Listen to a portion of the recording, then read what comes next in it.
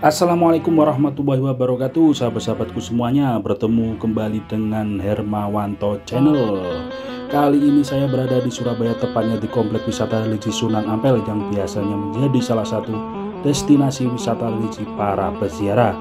Sebelum lanjut, jangan lupa subscribe, like, dan share agar video ini terus berkembang. Lanjut, di area Komplek Wisata Religi Sunan Ampel ini juga terdapat para penjual beraneka ragam pernak-pernik ziarah dan kebutuhan umat muslim lainnya, mulai dari baju koko dan busana muslim, kitab-kitab dan Al-Quran, dan ada juga beragam aksesoris khas Timur Tengah.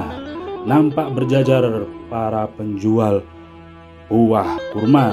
Jika sahabat-sahabat pernah melakukan wisata religi khususnya untuk napak tilas perjalanan Wali Songo di Tanah Jawa, pastinya tidak asing dengan tempat ini.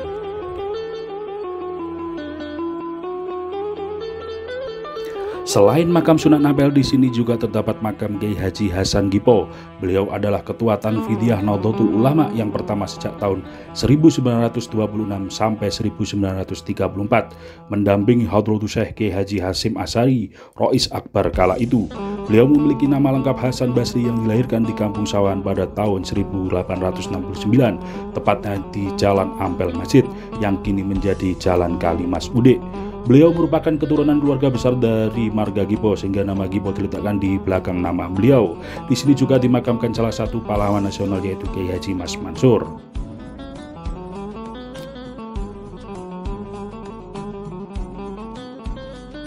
Tidak jauh dari lokasi makam ini terdapat sebuah makam yang terbilang cukup unik, yakni sebuah makam dari seorang murid Sunan Ampel sekaligus marbot Masjid Ampel, yakni Mbah Soleh. Dikisahkan suatu ketika Mbah Soleh meninggal dunia, sehingga masjid kembali kurang terurus dan kotor, sehingga Sunan Ampel tak dapat menemukan sosok yang bisa menggantikan Mbah Soleh untuk membersihkan masjid. Saat Sunan Ampel selesai sholat, beliau merenung, beliau tiba-tiba nyeletuk, andai Mbah Soleh masih hidup, mungkin masjid ini akan bersih kembali. Hal tak terduga terjadi. Sunan Ampel melihat sosok Mbah Soleh hidup kembali yang sedang menyapu halaman masjid. Kejadian tersebut berulang hingga 9 kali, artinya Mbah Soleh hidup dan meninggal selama 9 kali. Hingga akhir hayatnya, Mbah Soleh tidak hidup kembali setelah Sunan Ampel wafat.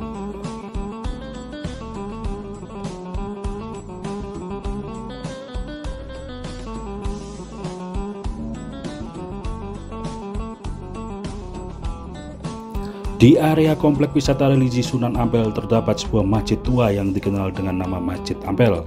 Masjid yang tergolong cukup besar ini menjadi salah satu masjid tertua di kota Surabaya, bahkan menjadi salah satu masjid tertua di Provinsi Jawa Timur. Menurut penuturan beberapa orang, konon Masjid Ampel dibangun sejak abad ke-13 oleh Raden Rahmat, nama asli Sunan Ampel. Sunan Ampel membangun masjid bersama para sahabat dan murid-muridnya kala itu, dengan mengambil corak perpaduan arsitektur Jawa kuno dan meletakkan sentuhan gaya Timur Tengah di beberapa sudut bangunan masjid. Selain itu, di beberapa bagian masjid terdapat tiang-tiang dari kayu jati, sehingga menambahkan kesan kuno pada bangunan masjid tersebut.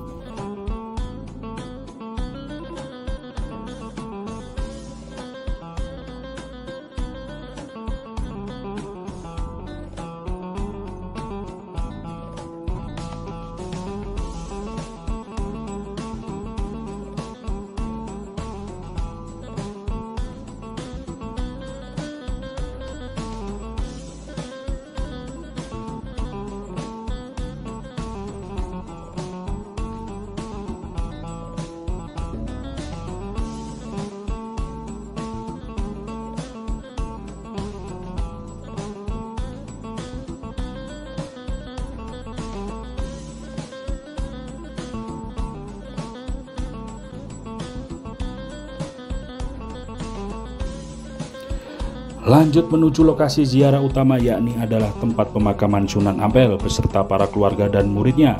Lokasi makam ini berada tepat di belakang bangunan Masjid Sunan Ampel. Sunan Ampel sendiri dikisahkan lahir di negeri Champa yang kini masuk wilayah antara negara Vietnam dan Laos. Beliau lahir pada tahun 1401 dan wafat pada tahun 1481. Beliau dimakamkan di area barat Masjid Sunan Ampel. Beliau dikenal sebagai salah satu wali songo yang turut andil dalam penyebaran Islam di Nusantara, khususnya di Pulau Jawa.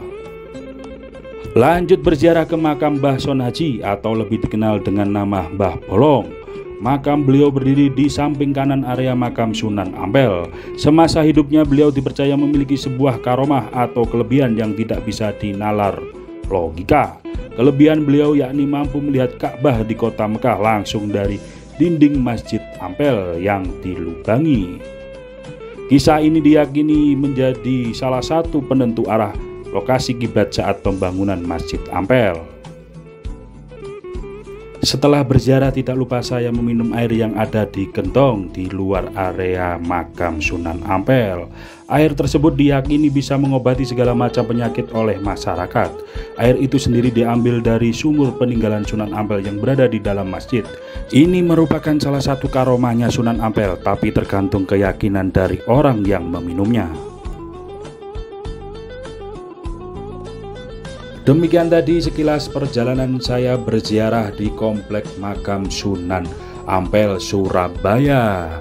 Jangan lupa subscribe, like, dan share. Jangan lupa subscribe, like, dan share agar video ini terus berkembang. Semoga sahabat-sahabat semua selalu mendapat berkah dari Allah Subhanahu wa Ta'ala. Amin ya Rabbal Alamin. Sampai jumpa di video berikutnya. Wassalamualaikum warahmatullahi wabarakatuh.